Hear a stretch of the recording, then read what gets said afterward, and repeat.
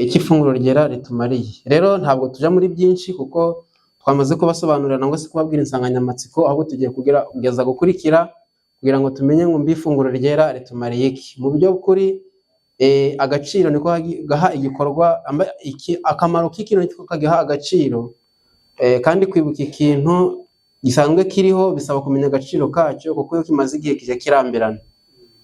Rero ifunguro ryera guhera Yesu yaza akarisimbuza, Pasika igasimbuzwa ifunguro ryera, hashize imyaka ibihumbi n'ibihumbi.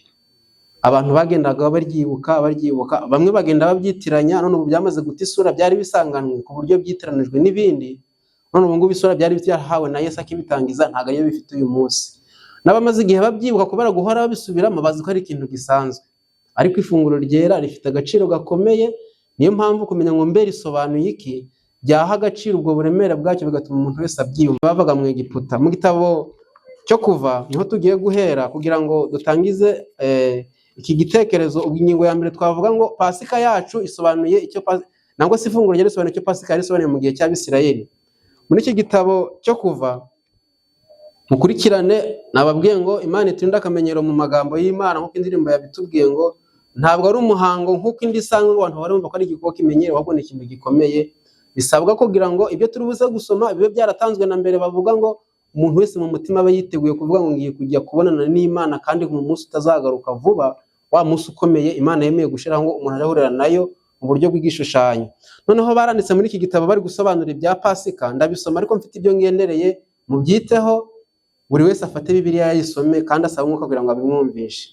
Baranditse bari gusobanura muri gitabo cyo Kuva 12 uhereye ku murongo wa mbere, baravuze ngo Uwiteka abwira Mose bya Pasika. Ubwo iyo ni ingingo ya mbere, muyifate. Ifunguro ryera ryacu risobanura icyo Pasika yari isobanuye mu gihe cy'Abisirayeli.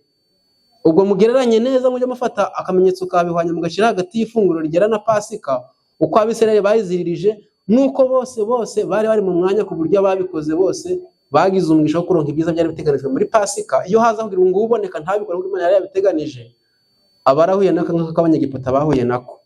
Noneho baranditse baravuga ngo Uwiteka abwira Mose ati na Aroni ati, mu gihugu cya Egiputa uku kwezi kuzababera imfura y'amezi, kuzababera ukwezi kwa mbere mu myaka.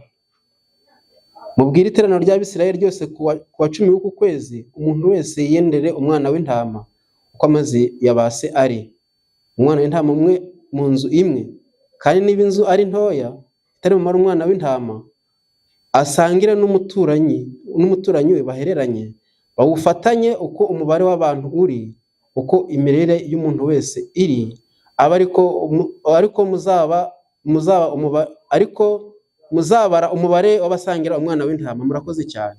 Umurongo wa 5, umwana w'intama wanyu cyangwa umwana w'ihene ntuzagira inenge, uzaba ari sekurume itaramara umwaka, muzawukure mu ntama cyangwa mu ihene, muzawurindirize umunsi wa 14 w'uku kwezi, iteraniro ryose ry'Abisirayeli bazawubikire nimugoroba. Murabyumvise ko Abisirayeli baragiye bajya mu matungo yabo, bavana mu mwana w'intama, bawumaranye iminsi ngahe iwabo? Bamwasomye bawufashe ku munsi wa ryari, bawubikira ku munsi wa kangahe? Bawumaranye iminsi 4. Barawufashe ku munsi wa 10, ku munsi wa 14 niho bagenze gute? Bawusogose. Murumva igihe bawumaranye? Barawutoranije, buri wese yamaze kuwutonga. Ngaho mwibaze iyo minsi 4 bari gukora iki? Bari kwibaza iby'icyo kintu kigiye gukorwa. Bawumaranye iyo minsi bawufite, bari gutekereza icyo kintu Imana igiye gukora. Mwongere namwe mubitekerezeho, mubyagure mu bwenge. Iriya minsi 4 bamaze burya bari gukora uriya munsi, ni icyakindi kibanziriza ifunguro ryera. Baje batubwira ngo isabato ibanziriza ifunguro, nangwa se mu minsi ibanza bakabwira abantu ngo dufite ifunguro ryera, bakabyigisha, bakabibwira abantu. Ababwira ngo bigende gute? Buri muntu wese atunganye umutima we, yigeze kugira ngo uwo munsi uzagere umutima we uhamanya n'Imana, atari kumucira iki urubanza. None Abisirayeli bamumaranye iminsi 4 bawufite mu nzu, batari bawugenza gute? Batari bawusogota. mwumve mukurikirana aya mateka. Baranditse hepfo baravuga ngo murongo wa 7 bazende ku maraso bayasige ku nkomanizo zombi mu ruhamo rw'umuryango by'amazu bawuririyemo. Muri iryo joro bazarya inyama zawo zokeje, bazirishe imitsima idasembuwe, bazirishe imboga zisharira. Muhe uburemere aya magambo y'Abisirayeli. Bawurishe imitsima idasembuwe n'imboga zisharira. Mu gitabo cy'abakorano n'abahanuzi muri kya kigo cya Pasika, imboga zari zishaririye zasobanuraga urugendo bazagendamo rutari ruboroheye rubi cyane. Kurisha imitsima idasembuwe byari bisobanuye ngo mu mazu yabo bagomba kwiyambura ikimeze nk'umusemburo, kuko umusemburo wagereranyaga icyaha. Ubwo ibyo ngibyo biri kuvuga Abisirayeli, birakwiye ngo natwe mu mitima yacu buri muntu wese uze muri aya materaniro nyabona abe yaje mu mutima we yikiranuye n'Imana ndetse yikiranuye na mugenzi we. Kandi bwa mbere y'ibyo byose ubanza wikiranura n'umutima wawe ku giti cyawe, kuko umutima wawe nawe uje ukurega ubwawe. Turi kujana. Iyo umaze kwikiranura nawe bwa mbere urongerwa kiranuka na mugenzi wawe. Iyo umaze kuzuza ibyo ngibyo ntujya wohindera ntangwe ya gatatu y'ukiranuka n'Imana. Kuko ushatse kukiranuka n'Imana utarakora ibyo ngibyo ntabwo Imana yakwemerera. Ahubwo ubanza gukora ibyo uko ari bingahe, uko ari 2 cya gatatu kikaza. Noneho baravuze ngo bagomba kunyirisha imboga zirura, bakarisha n'umutsima udasembuwe. Hepfo aravuze ku murongo wa 10, ntimuzagira icyo musiga ngo kirare iziraye muzazose. 11 uko aba ariko muzazirya, muzazirye mukenyeye, mukwese inkweto, mwitwaje inkoni, muzazirye vuba vuba. Iyo niyo Pasika y'Uwiteka. Yabona abavandimwe mutekereze kuri aya magambo, mwongere musubize ubwenge inyuma, murebe abo bantu ukuntu bari bameze. Aba bantu b'Abisirayeli icyo nakunze, iri hame bararyubahirije, bararikurikiza. Icyo Mose yababwiye uko cyakabaye cyose uko cyakabaga bagenze gute, baragikoze. Mu gitabo mfite hano bari gusobanura muri kano gatabo ko bise aka, kugira ngo mwumve iki kintu cyitwa gusiga amaraso ku nkomanizo no ku ruhamo. Harimo amagambo nje nsoma akantera gutekereza ku bantu b'abana. Buriya ngo ababyeyi bakwiye kuja bafata igihe cyo gusobanurira abana babwiye ifunguro ryari rigiye kugera, kuko turaza no kubisoma muri iki gitabo, ngo bakabasobanurira iki ifunguro ryari risobanuye, ntibabijemo nk'indi yose isanzwe. Kuko mu mugambi w'ifunguro ryera harimo no kwigisha abana Pasika y'Uwiteka. Iyo utabibasobanuriye ugiye gukora ikimeze nko gutuma bagiye kurya, bagiye kuri gupfa kurya batazi icyo bagiye gukora. Niyo mpamvu mbere yuko ifunguro ryera ribaho, ababyeyi bakwiye kuja bafata igihe cyo gusobanurira abana babo iki, ngo tugiye kubya Pasika ariyo funguro ryera. Nayo iyo bahagurukije ukabajyana ngo bagiye mu materaniro utabasobanuriye, barahuzagurika kandi nta kifunguro ryera ribamarira, kandi ukaba udakoze umurimo usabwa gukora. Baranditse muri iki gitabo kugira ngo mwumve aya ngaya, kuko muri iki gitabo barakomeje muri iki gitabo cyo kuva aho turubuze gusoma, ngo reka maze nyasome kugira ngo wenda aya ngaya aze kumfasha nyasome, wenda mwumvise icyo nyasomeye, kugira ngo munkurikire icyo Pasika itumariye nangwa se ifunguro ryera. Baranditse baravuga ngo murongo wa 12, kuko muri iryo joro nzanyura mu gihugu cya Egiputa nkica abana b'imfura bose bo mu gihugu cya Egiputa, imfura z'abantu, iz'uburiza bw'amatungo n'imana z'abanyegiputa zose. Nzasohoza amateka nziciriyeho ndi Uwiteka. 13 aya maraso azaba ari ikimenyetso ku mazu murimo, nanjye ubwo nzabona ayo maraso nzabanyuraho, nta cyago kizabageraho ngo kibarimbure. Ubwo nzatera igihugu cya Egiputa 14, kandi uwo munsi uzababere urwibutso, muzawuziririze ubu umunsi w'umukuru w'Uwiteka. Mu bihe byanyu byose muzaje muwuziririza itegeko ridakuka, itegeko ry'iteka ryose. Hepfo 15, muzaje mumara iminsi 7 murya imitsima idasembuwe. Babimaragamo iminsi ngahe? 7 bari gukora icyo kintu. Ku munsi uyitangira muje mukura umusemburo mu mazu yanyu, uzarya imitsima yasembuwe uhereye ku munsi wa mbere ukageza ku munsi wa 7. Uwo muntu azakurwa mu Bisirayeli. 16, kandi ku munsi wa mbere muje muteranira kuba iteraniro ryera, no ku munsi wa 7 hazaba iteraniro ryera, he kugira umurimo wose ukorwa muri iyo minsi, keretse umurimo w'inda y'umuntu wese, uwo wonyine abari we mukora. 17, muje muziririza umunsi mukuru w'imitsima idasembuwe, kuko kuri uwo munsi nzaba mbakuye mu gihugu cya Egiputa muri ingabo, nico gituma mukwiriye kuja muziririza uwo munsi mu bihe byanyu byose, rikababera itegeko ridakuka. Mu kwezi kwa mbere ku munsi wako wa 14 nimugoroba muzahere ko murye imitsima idasembuwe, mugeze ku munsi wako wa 21 nimugoroba 19. Muri iyo minsi uko ari 7 umusemburo we kuzaboneka mu mazu yanyu. Bisubiyemo inshuro ya kangahe? Ya kabiri. Muzarya imitsima idasembuwe, uwo umuntu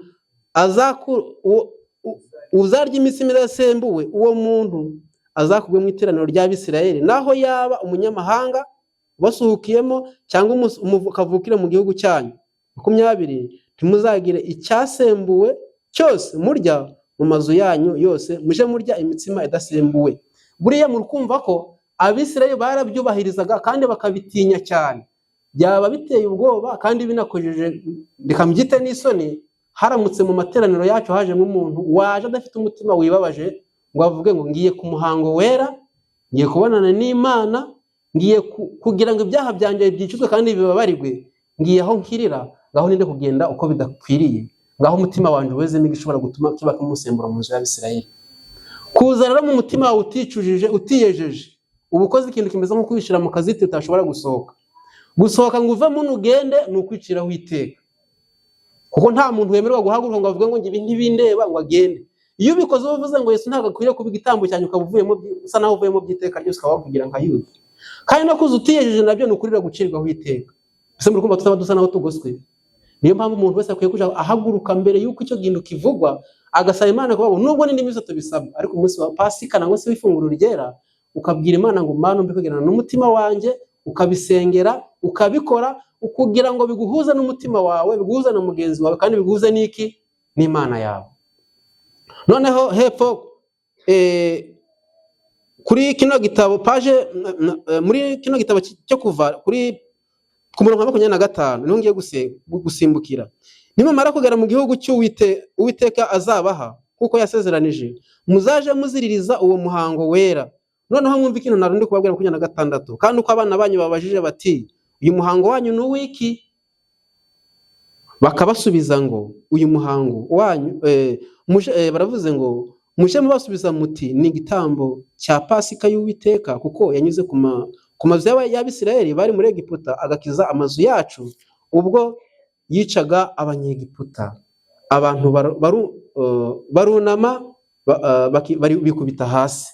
Abana babo ko bababaza ngo mbese uyu muhango wacu nangwa se wanyu, bavuga ngo ni uwanyu, ko abana ntabwo babigizemo uruhare, babonaga bari kubitegura ko nabo baba bakagenza gute, bakaba bari aho ngaho. Noneho iki gitekerezo nacyo nshaka kugira ngo mugitekerezeho, mwongere mucyagure mu bwenge, murebe uyu mwana wari kubwira se ngo ese wabasize amaraso kunkuma ku ruhamo. Ari amaraso nubwo cyari ikintu kiri simple geste cyoroheje, iki Imana yavuze cyabaye itegeko kiba gikomeye. Turi kujana iki Imana ivuze nubwo cyaba cyoroshe, ikabivuze ngo mugikore gutya, kiba gikomeye. Yarababwiye ngo mushire icyo kimenyetso, mushira amaraso ngo ni kubyugarira hari akuntuza na handi mu rwinjiriro, ayo maraso agaragare. Byari itegeko ryari ryahawe Abisirayeli.